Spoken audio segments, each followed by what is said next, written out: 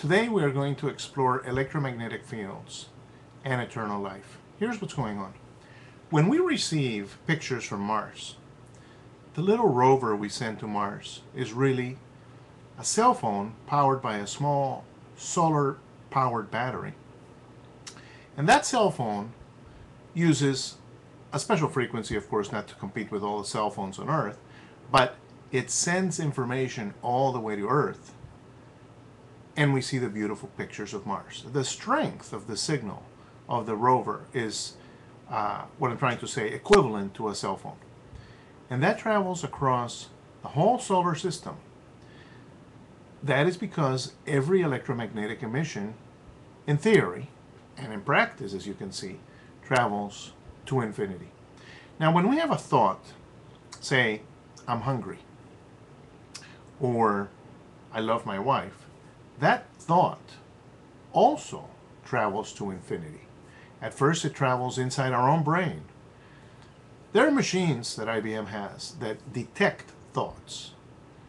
They're weak, but so is the picture that the Mars rover is sending to Earth as it travels its millions and millions of miles. All the thoughts we have throughout our lifetime are traveling to infinity, without exception. And isn't that, after all, what we are? A collection of thoughts from the moment we are born to when we die. Now, those thoughts are traveling to infinity, and one question that I have is, do they interact? There are billions of people living on the Earth, about 6 billion people, but that represents 2% of the people who have lived on the Earth. Because since the beginning of humanity, we've had many people who have lived and died. Right now, 2% of those are alive, and 98% have already died. All thoughts from all those billions of people are traveling to infinity. Question is, do they interact? When I think I love my wife, does that thought interact with somebody else's thought that is similar to that? Well, that's a good question. Nonetheless, there's no doubt, scientifically, and you can measure this, just like you can measure the thoughts that one has with the IBM machine, or how one can receive the pictures from Mars that come from millions of miles away. One can measure all these thoughts, and it's just a matter of having something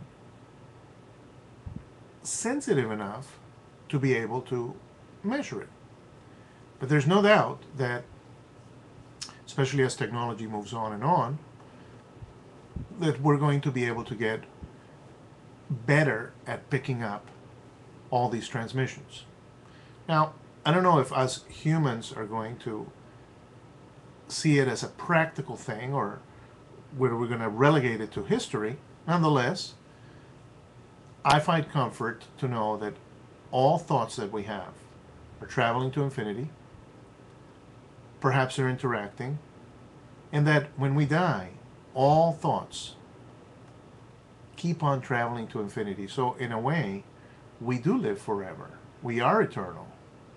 Just like the pictures from Mars reached Earth, they will also reach other planets, other galaxies.